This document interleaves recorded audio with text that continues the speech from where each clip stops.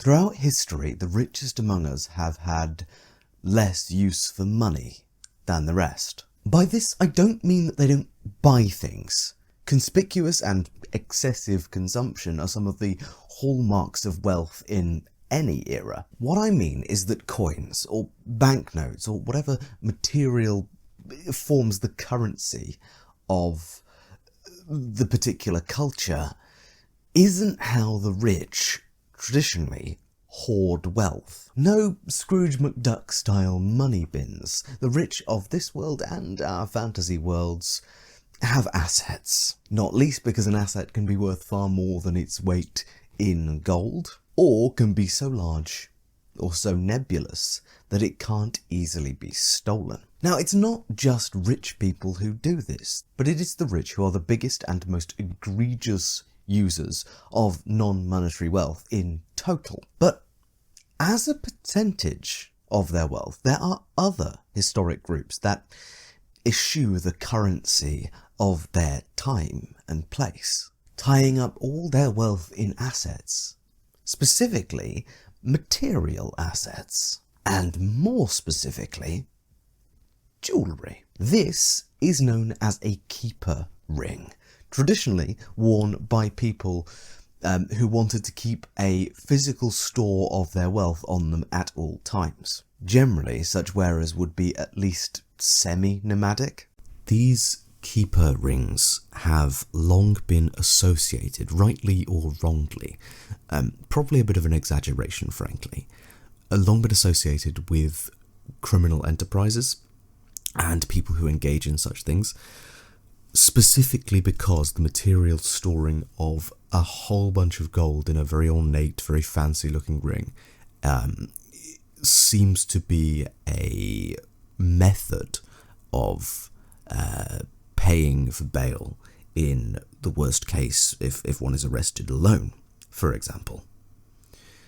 The truth of this I can't verify, and it is entirely possible that many people have a very good reason throughout history of storing their wealth on their person in times of instability, insecurity, or anything like that. But I do want to just address that as something important to discuss.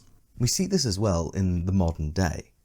It may well be that heavy chains and ostentatious jewellery form a large part of specifically the affectations of rap and hip-hop culture. But this aesthetic is rooted and gets its start in gang systems, really. Because in America's legal system, cash is liable to be forfeited on arrest, and jewellery is considered a personal effect and cannot be. Whatever era of history we're in, wherever we are, people who live on the outskirts of society, whether they're semi-nomadic or they're living outside the law or in opposition to the law, or simply not settled in a stable social environment, jewellery acts as a store of value that can easily be made liquid, more than likely making use of the surprisingly ancient tradition of pawnbroking, which is among the oldest forms of money lending. Need cash to pay a bail? Need to pay someone to look after you until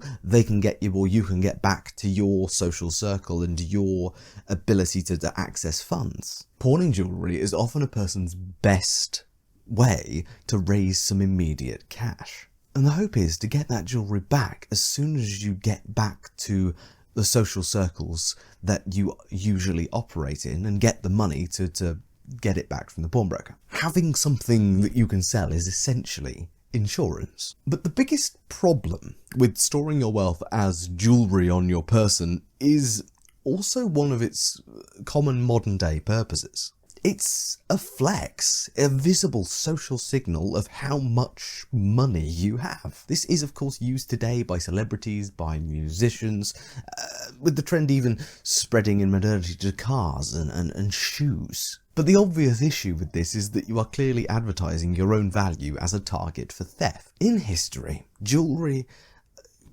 obtained by the wealthy, or given to women as dowries or engagement gifts, were also guaranteed by social systems. A lord had retainers at his beck and call to protect him and his material wealth. A wife, in the most cynical theory, had her husband around to protect her because the value of the ring that was given to her makes him more likely to protect his investment. And this happens across the world. Ostentatious displays of material wealth were usually backed up by the guarantee that that wealth was able to be protected by other people as well. A lord had his retinue, a wife had her husband, traditionally, and a gang member with a whole bunch of money had a gang around him. But for travellers, criminals and merchants, that may be less guaranteed.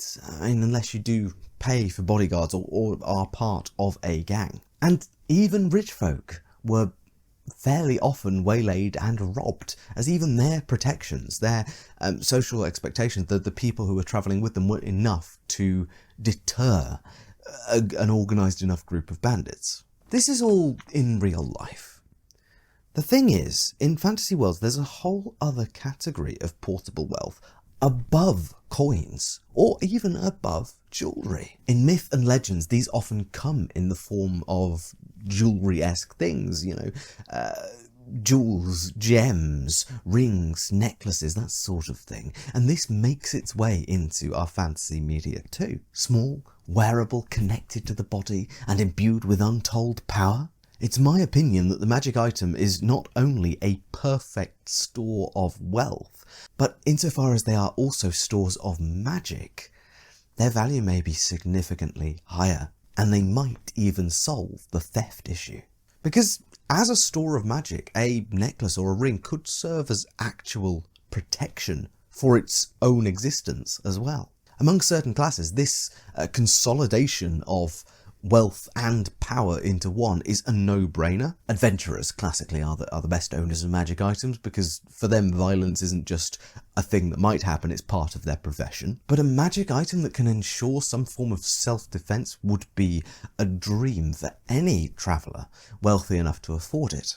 Some of the most common types of magic item in fiction are perfect for this exact purpose as well. Invisibility, good fortune, healing, wishes, transmutation, an enchanting charm. They're all very, very common features of magic items across world mythologies, specifically as powers of necklaces, rings, and gems. And while swords are by far the most common kind of magic item in real-world myths and legends, and in fantasy for that matter, the sword has a wholly different relationship with people than jewellery does. A sword is a tool that can be taken off of you and is a measure of combat readiness to a certain extent. Whereas magic items of jewellery are generally kind of personal, intimate, often can be kept hidden far easier than a blade, and often in myth and legend have features that evoke subtlety, aid, and utility. Invisibility will keep you safe if you're attacked. Good fortune might stop an attack before it begins. Healing if you're left for dead. Wishes are obviously useful. An enchanting charm could dissuade a potential robber, and transmutation might also be useful. For their part, fantasy games also give rings, necklaces and the like even more power. Oftentimes such items can allow the casting of magic itself, like fireballs, perhaps some additional magical defensive shielding, just from a ring.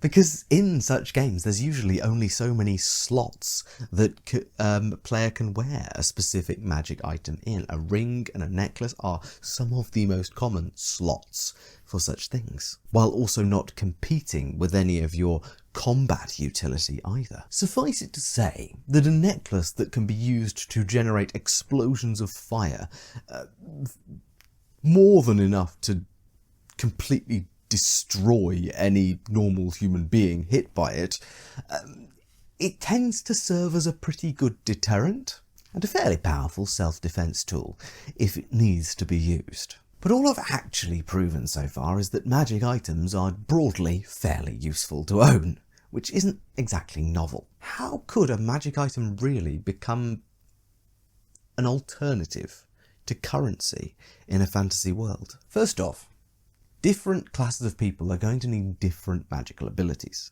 Healing might be more useful if you're constantly getting into scrapes, as might, a magic sword. Whereas a ring that ascertains the value of an object may be significantly more useful for a travelling merchant, say. The abundance of different effects that can be attained through magic items in most systems that contain them.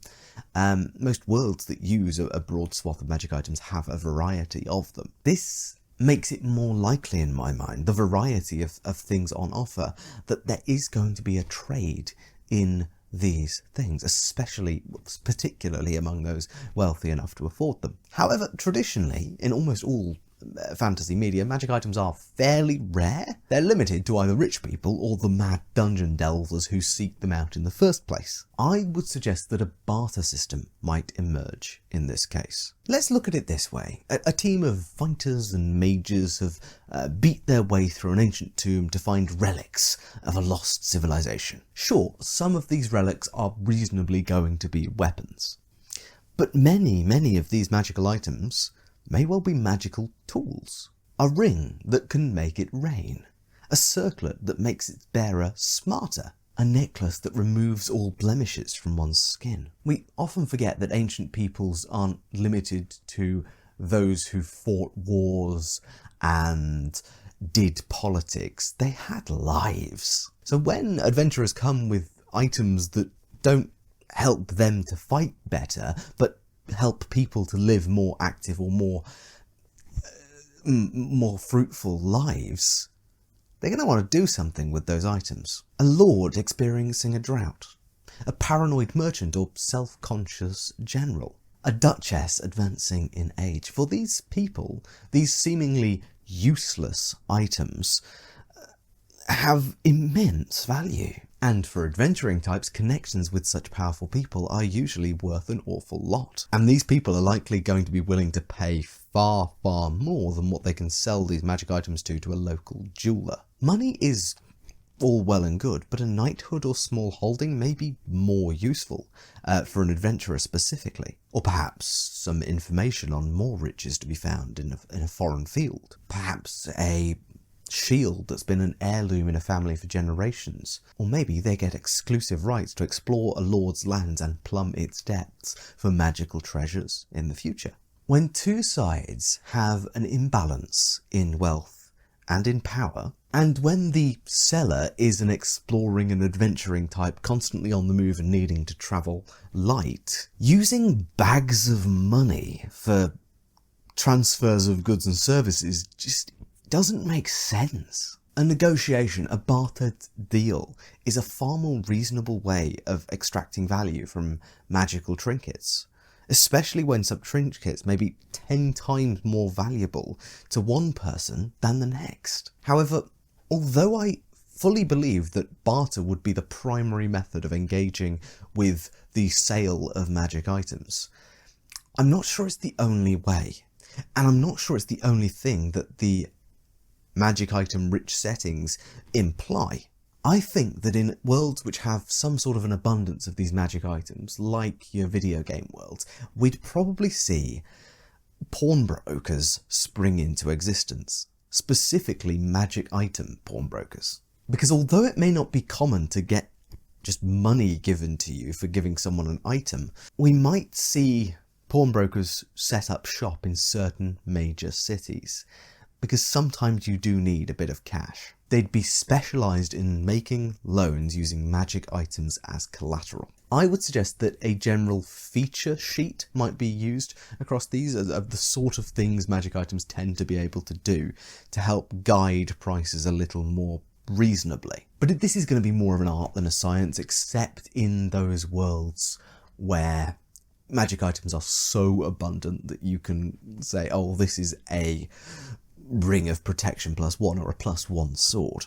It's likely generally that on these feature sheets, invisibility is going to be more valuable than a sword that can set itself on fire, for example. If a magic item's owner doesn't want to go far and wide searching for the perfect person to barter and trade and get some leverage with it, or they're going to go out of town soon, or they can't really carry their new haul of stuff, I believe a magic item pawnbroker, not a magic item shop, is far more likely to exist in most fantasy worlds.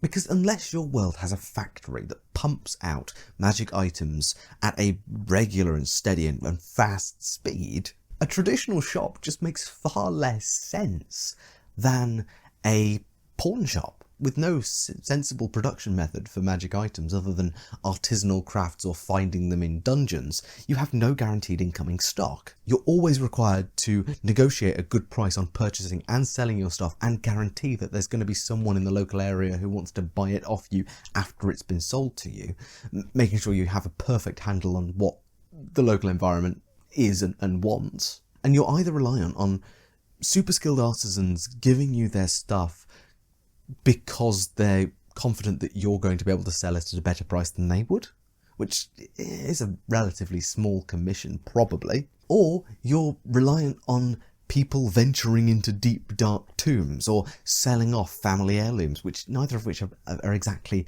sustainable business models. Frankly, a magic item pawn shop gives you all the benefits of a magic item shop, while also allowing you to make loans to cash-strapped people, hopeful that their next score will be enough to buy their stuff back. And if it isn't, or they die in the next dungeon they go into, you're getting a magic item for cheap that you can then sell off and get your money back. And I'll also say, in a world where magic items are a thing, magic is abundant, you wouldn't really want to be running a business entirely in buying and selling using large volumes of cash anyway. You're likely to be employing the barter system yourself, and loaning out your money to a variety of different people, getting payments back regularly, or, keeping their stuff when they die. That is a far more reasonable and secure method of doing business than a traditional, monetary cash flow, which needs to be stored in a bank or stored in some secure vault, which secure vaults are the exact sort of people that people like the adventurers that you buy and sell to will rob, eventually. Have your money out there doing things in the world, in the pockets of these people, and keep their stuff as collateral instead. Far easier to store a few magic items than hundreds and hundreds of thousands of pounds worth of gold. Because honestly, if the main source of your product is the sort of mad people who go and face death in dangerous locations all the time, generally fairly unreliable suppliers, make them give you collateral before you give them a single gold piece for any of the trinkets that they bring back. Magic items are wonderful things. They take a mundane object and inject multiplicative value into it. A stick becomes a wand, a ring becomes a self-defense tool, and in dealing with this bespoke objects of far greater value than their material worth, among some circles in fantasy worlds, the only way to make sense of these things, magic items as an economic phenomenon, is to stop thinking like a modern, normal person, and to start thinking like a highly powered, widely networked, rich person. You don't pay for things. You exchange assets or services or favours. And only if you're really, really desperate do you exchange anything for cold, hard cash. But that's my thoughts on the broad economic systems that might surround magic items.